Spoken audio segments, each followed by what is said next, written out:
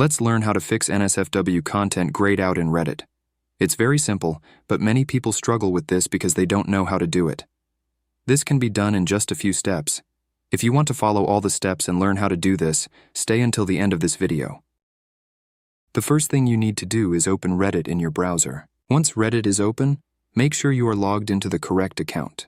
When you are sure you are on the right account, we can start this process. On the home page, where you will be automatically as soon as Reddit opens, you will see your profile icon in the upper right corner. All you need to do is click on your profile icon in the upper right corner. After clicking on your profile icon, a menu with many options will open. From all those options in that menu, you need the settings option, which is at the bottom of the menu that opened.